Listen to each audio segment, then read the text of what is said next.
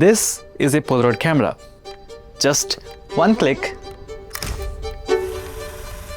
and a few moments later, this blank sheet will turn this moment into a tangible memory. Now, this may seem normal or even boring to us, but in 1948, Edwin Land stood on a stage and did the exact same thing. He took a photo and less than a minute later held up a finished picture. And everyone thought that it was pure magic. For decades, Polaroid dominated parties, vacations, crime scenes. Whenever you needed to capture the moment instantly, you just grabbed a Polaroid. Then digital happened and everything changed. Today, everyone has a camera in their phones. You can take thousands of pictures for free, you can see them instantly, and you can share them with the world. Photography became infinite. And because of digital photography, Polaroid went bankrupt in 2001. Instant film was supposed to disappear forever. And the end of an era in Bay State business will occur this coming summer when Polaroid's landmark plant in Waltham closes for good. Except it did not. Today, millions of people are buying these cameras again.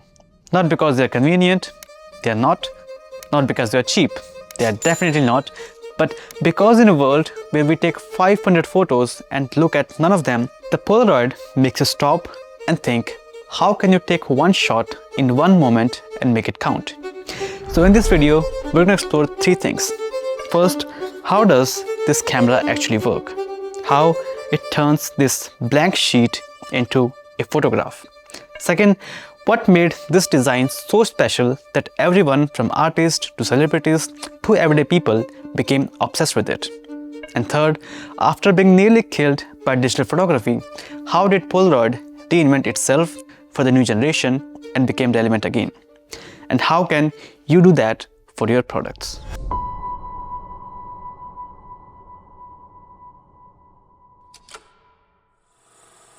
I look forward to the time a few years from now, very compact device that you will soon be carrying with you a few years from now. This is Edwin Land. He was a brilliant scientist and inventor who had already revolutionized optics with his work on polarized light filters. Yes, the same filters that are used in sunglasses, cameras, and even scientific instruments. One day in 1943, he was on a vacation with his family in Santa Fe, New Mexico. He took a photo of his 3-year-old daughter, Jennifer, and she asked him a simple question. Why can't I see the picture right now? And he had no answer because in the 1940s, the traditional photography looked like this. First, you would take your photos. Then you would drop off your film at a lab. They would develop the negative in complete darkness using toxic chemicals. Then they will make prints from these negatives. The whole process took days and sometimes even weeks. And if you messed up the shot, you wouldn't even know until it was too late. So Land started walking around Santa Fe that afternoon, turning his daughter's question over and over in his mind. And within just a few hours, he had a radical idea that what if the photograph could develop itself? And after 4 years of failures, 4 years of prototypes, and 4 years of experiment, on February 21st, 1947, Edwin Land stood in the front of Optical Society of America in New York City. He held up a camera, aimed it at himself, and pressed the button. The camera whirred, a photo slid out, and 60 seconds later, Land was holding a finished sepia-toned photograph of himself. People were stunned, and the room exploded in applause. Next day, this camera was all over the newspapers. They called it revolutionary. So let's see how this revolutionary thing actually works. When you press this button, the shutter opens for a fraction of a second and light rushes through this lens and hit the film inside. And this film pack is where all the magic happens. Inside this cartridge are 8 photographs. I mean, they're not photos yet, so let's call them sheets. And each one of these sheets is a self-contained chemical lab. If we could slice through this sheet and zoom way in, we'd see that there are 13 separate layers, each thinner than a human hair. 3 color layers, one for red, one for green, and one for blue. These create cyan, magenta, and yellow dyes that combine to make every color you see. Below them are the timing layers and an acid polymer that stops development at exact the right moment. And at the very bottom is the negative layer where the image is first captured. But all these layers are useless without this white border at the bottom. Inside this, there is tiny sealed packet with developing chemicals. So when you press the button, the image is captured on that negative layer. Then the camera's motor pulls the sheet towards the exit, and right before it leaves, it passes between two steel rollers that apply 200 psi of pressure. This pressure is enough to burst that chemical pod. The chemicals spread across the entire photo in a perfectly uniform layer. And once you have the photo in your hand, the chemistry begins. The dyes migrate upwards through the layers. Where light hit, the dyes moves up. Where it didn't, they stay locked. And this happens across millions of points simultaneously until they reach the top layer and form your photograph. For the first few seconds, you see nothing. Then around 10 seconds, the shapes start to appear. By 30 seconds, the colors fill in, and around 60 seconds, the picture is complete. At least that's what they say. But I think this one takes around 10 minutes to fully develop. This is why you should never shake a Polaroid. I know Outcast told us to shake it like a Polaroid, but when you shake a fresh picture, you create these tiny waves in the wet chemicals, causing distortion in your image. So it's better if you just set it down and let chemistry do its thing. And that's it. 13 layers, one burst of chemicals, and 60 seconds later, you have a tangible memory in your hand. No darkroom, no computer, everything is just pure analog chemistry. But the technology alone was not enough to make Polaroid legendary. Edwin Land understood that people don't just buy technology, they buy experiences.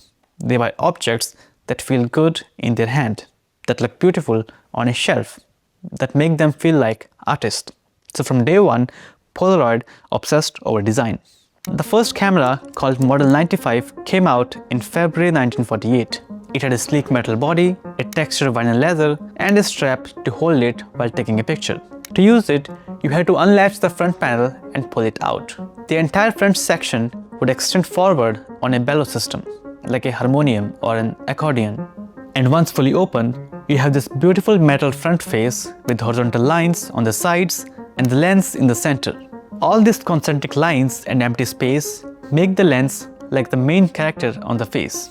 Then you have a shutter speed wheel on the top right and an IB switch on the bottom left. On the side, there were two viewfinders, a simple one made of glass and another one with a square notch for more accurate distance shots.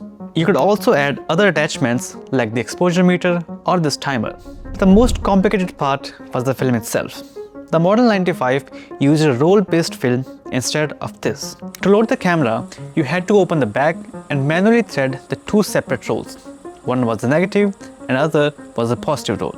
Then you would feed them through the camera mechanism and make sure that they lined up correctly. And then you have to close everything back up. And if you mess this up, the camera would not work. And not just the installation, even capturing a photo was not that easy. You have to calculate exposure, pull tabs, wait for 60 seconds, take the photo out, peel it apart, and then finally coat it with a protective solution. And after all this step, you had the instant photo, because that was the main goal of this camera, to prove this point that the instant photography actually works. Because that's what you do with any new technology.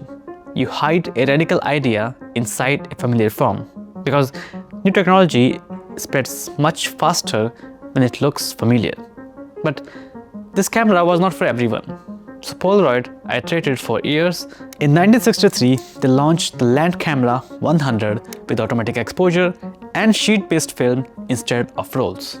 It was compact, lightweight, and much easier to shoot with. So sales exploded, and it became a camera for families, for parties, and for everyday memories. Now, Polaroid was not just a camera company. They were becoming a cultural phenomenon. But you know how in every company's history, there comes a product which just go viral and just redefines the whole identity. Like for Apple, it was the iMac, and for Nike, it was Air Jordans. But for Polaroid, it was the SX70. It was launched in 1972 and was a folding single lens reflex camera, meaning you look through the same lens that took the photo. When folded, it was this gorgeous flat rectangle covered in chrome and leather that fit in your pocket. And when you opened it, it unfolded in this elegant, almost origami-like motion into a fully functional SLR camera.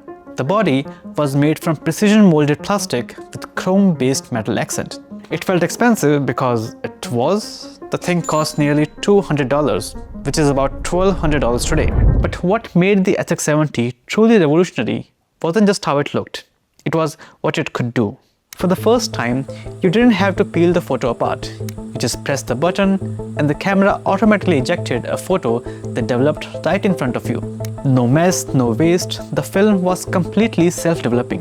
Polaroid had invented a new film format called integral film, where everything was contained in that single sheet. The camera also had some other built-in features, like electronic flash attachment, manual focus control, and even light to dark exposure adjustment. It also introduced the iconic Polaroid capture button that's still one of the main design elements of Polaroids today. And for this camera, Polaroid went all in on the marketing. Edwin Land himself appeared in TV commercials demonstrating the camera, kind of like Steve Jobs. Then artists like Andy Warhol became obsessed with it. He took thousands of SX70 photos and used them as studies for his paintings. And it was the first time that Hollywood celebrities started advertising for Polaroid, both commercially and organically. The SX70 became a design object, a status symbol, and a tool for artists. But the business reality was that the SX70 was expensive to make and expensive to buy, so most people could not afford it. And to change that, in 1977, they launched the Polaroid OneStep. This is the camera you picture when someone says Polaroid. That iconic rainbow stripe on the front, the boxy plastic body, and the one button on the front. And that's almost everything in this camera. No manual controls, no folding mechanism, just point and shoot. The body was made from injection molded plastic in a single color, usually white or tan, and later they also introduced a black color with distinctive rainbow stripe as a decal. So it was cheap to manufacture, which meant Polaroid could sell it for about $40. And suddenly everyone could afford instant photography. The OneStep became the camera at every birthday party, every family gathering, and every school event. And by the early 80s, Polaroid was selling over $1 billion worth of cameras and film every year. This was peak Polaroid. Then, in 1981, they added a built-in flash with the 600 series. Same design as OneStep, but now you could shoot in any lighting condition. So professional photographers use them for test shots, police use them at crime scenes, and doctors use them for medical records. The 600 became the workhorse of instant photography. But by the 90s, Polaroid had a problem: digital cameras. They removed the two biggest frictions in photography: cost and uncertainty. With the digital, you could see the photo instantly. You can delete mistakes and then you can shoot again. So photography became cheap, it became fast, and it became unlimited. So to tackle this plummeting sales and regain relevance with the younger generation, Polaroid launched the iZone. This was a radical change, because instead of these large square photos, the iZone produced these tiny photos about the size of a postage stamp. The camera itself was also very small, colorful, and made from cheap plastic. It was marketed directly at teenagers and young adults. The idea was that these tiny photos could be stuck in notebooks, on lockers, or on phone cases. But there was a fundamental problem. Those tiny photos were so small that you could not really appreciate them. And just as the iZone launched, the camera phones were becoming common. So why would anyone want to buy a separate camera for tiny photos when your phone could take digital photos for free? And that's when everything fell apart. In 2001, Polaroid filed for bankruptcy. Digital photography had won. The company that invented instant photography could not compete with free, infinite digital photos. They stopped making cameras, they stopped making film, the factories shut down. It looked like the instant photography was dead forever. But then something impossible happened. A small group of engineers and designers who called themselves the Impossible Project believed that the instant film still mattered. So in 2008, they bought Polaroid's last remaining factory in the Netherlands. But they had a massive problem. All the chemical suppliers were also shut down. The machines were old and breaking. So they had to reverse engineer the chemistry from scratch. And finally, after years of experiment, in 2017, first they bought the Polaroid brand, and then they launched this camera, the OneStep 2. The camera looked almost identical to the original OneStep from 1977. That same boxy shape, that rainbow stripe, but inside it was completely modern. The battery was rechargeable and the flash was brighter and efficient. The body was still plastic, but it was higher quality, better tolerances, and better filling buttons. And most importantly, the price was accessible to everyone, just $99. They understood that for Polaroid to come back, it needed to feel familiar but work reliably. And for that, they also launched this new I-type film. It was cheaper, battery-free, and was designed specifically for the modern cameras. The OneStep 2 was a love letter to the original, and people responded. It sold out repeatedly, and then they kept pushing. In 2020, they launched the Polaroid Now with autofocus, something originals never had, which meant sharper photos with less skill required. It had a clean, minimal design and was available in contemporary colors. Everything about it was designed to be intuitive for someone who had never used the film before. Then in 2023, they launched the i2. This is their most ambitious camera since the SX70. The body is made from premium materials like ABS, polycarbonate, and aluminium. It has a glass lens system with manual focus, full manual control over shutter speed and aperture, and a built-in light meter with Bluetooth so you can control it from your phone for long exposure or precise timing. The design is also very clean and modern, but it still carries the design elements of a classic Polaroid, like the capture button, the flash, and the long viewfinder tunnel. So this is not a nostalgic throwback or revival of the old Polaroid. It's a pure professional tool for the digital age that just happened to use instant film. At $600, it's expensive, but when it comes to cameras and lenses, it's also not that bad. Plus, it offers something that no digital camera can: a physical print in your hand with a unique imperfect quality that only analog instant film can provide. Now all these cameras, the mechanical Model 95, the iconic SX70, the mass market OneStep, and the modern i2, they're completely different products, different technologies, different price points, different target audiences, yet somehow they all feel unmistakably Polaroid. So what's the invisible thread connecting them? What makes Polaroid more than just a camera company? What allowed them to dominate for decades and even after bankruptcy, come back stronger than most people ever thought? It's not just luck. There are 3 core philosophies of Polaroid that you can learn and apply to your own products. Number 1, the value. Number 2, the experience.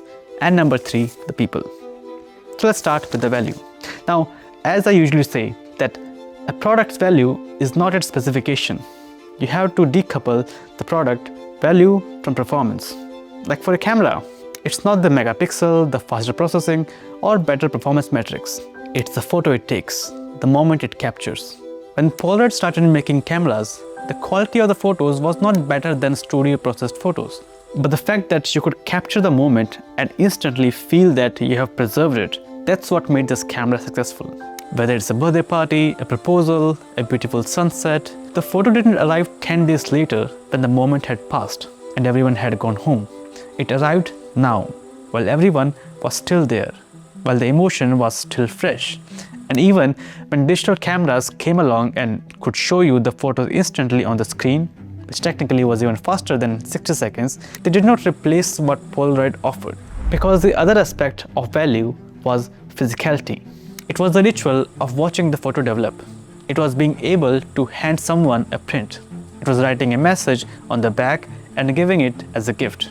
Other camera companies like Kodak kept competing on resolution, zoom capabilities, image quality, and when phones came along with decent cameras, those companies had nothing left to offer. Because your customers are not buying your product specification, they're buying what your product enables them to do, to feel, to become. So you have to find that special value and protect it. And that exactly is our second philosophy: protect the experience, not the technology. When Kodak invented the digital photography in the 80s, every camera company faced the same question: do we adapt or do we die? So Canon and Nikon leaned heavily into digital and made their own sensors, cameras and lenses. Nikon also followed the same path. Fujifilm also accepted that the film would die, and they reused their chemistry expertise in cosmetics, medical imaging and sensors. And most people don't know, but even Polaroid initially tried to compete on technology. They made their own digital cameras, printers and scientific imaging systems. They also lost sight of what made Polaroid special, and in 2001 they went bankrupt. But the Impossible Project understood this thing very clearly. That's why they never competed with smartphones. They never added screens or Wi-Fi. They embraced what made instant film different. And that's the experience of a tangible memory you could hold and share. And this revival story tells us how important the people are. And that's exactly our third philosophy. You should build community over consumers.